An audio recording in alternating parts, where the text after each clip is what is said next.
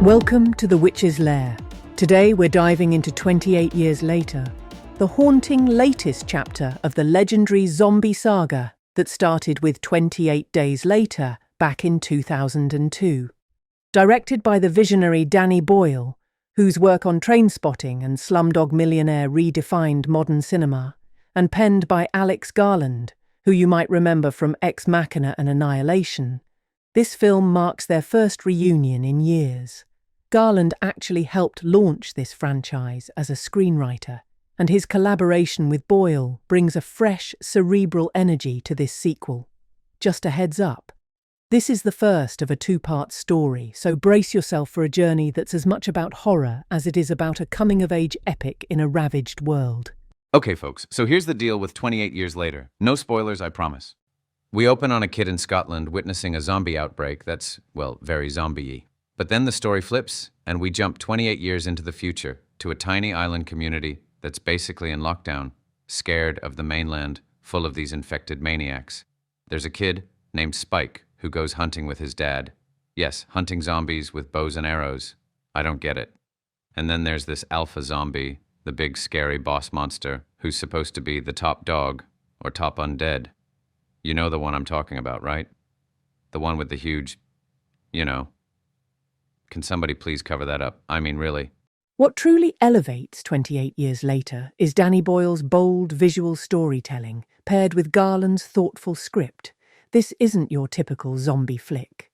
The film layers rich metaphors throughout, like the Tower of Skulls, which reminds us of death's constant shadow, or the cult-like group led by a chilling character who looks suspiciously like a notorious British figure, symbolizing society's dark descent and fractured humanity.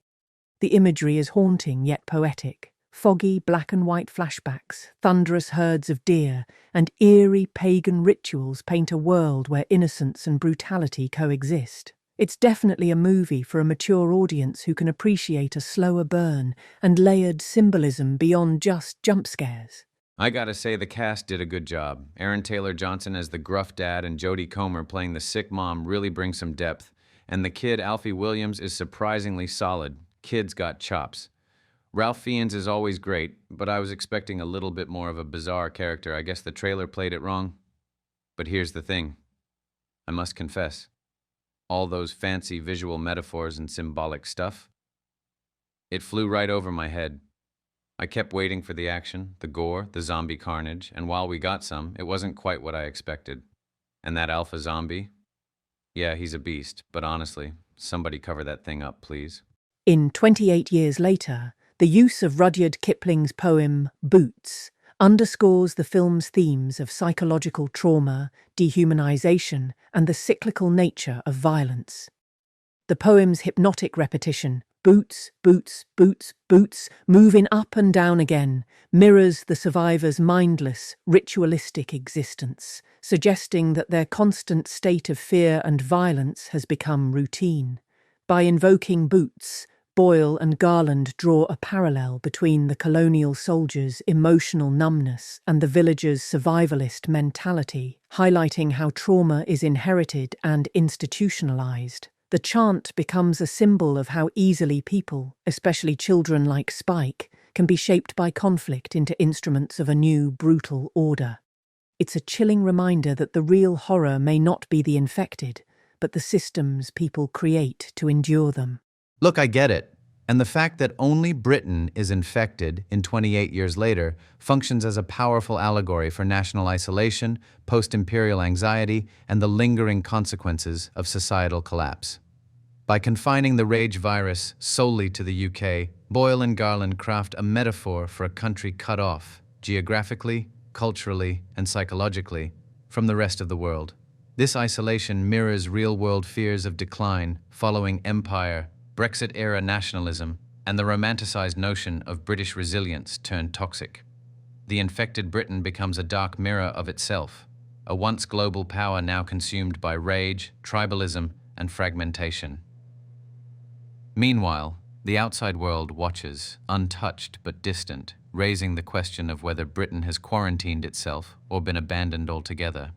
Overall, 28 Years Later is a compelling, if sometimes challenging, film that rewards patient viewers. But a quick note, this movie doesn't need the IMAX treatment or fancy theatre gimmicks like Screen X.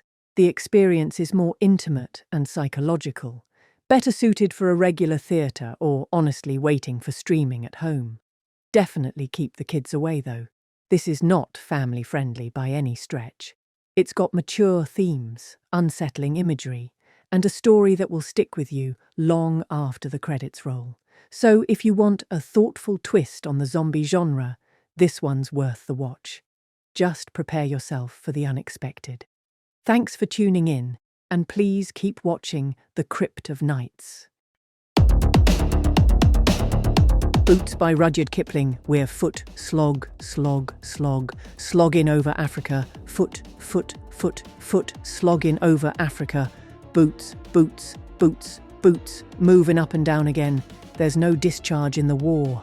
7, 6, 11, 5, 9 and 20 mile today, 4, 11, 17, 32 the day before. Boots, boots, boots, boots, moving up and down again. There's no discharge in the war. Don't look at what's in front of you. Boots, boots, boots, boots, moving up and down again. Men go mad with watching them, and there's no discharge in the war. Try to think of something different. Oh my God, keep me from going lunatic. Boots, boots, boots, boots, moving up and down again. There's no discharge in the war. Count the bullets in the bandoliers. If your eyes drop, they will get atop of you. Boots, boots, boots, boots, moving up and down again. There's no discharge in the war. We can stick out hunger, thirst, and weariness, but not the chronic sight of them. Boots, boots, boots, moving up and down again, and there's no discharge in the war. Tain't so bad by day because of company, but night brings long strings of 40,000 million boots, boots, boots, boots, moving up and down again. There's no discharge in the war. I have marched 6 weeks in L and certify it is not fire, devils, dark or anything, but boots, boots, boots, boots, moving up and down again, and there's no discharge in the war.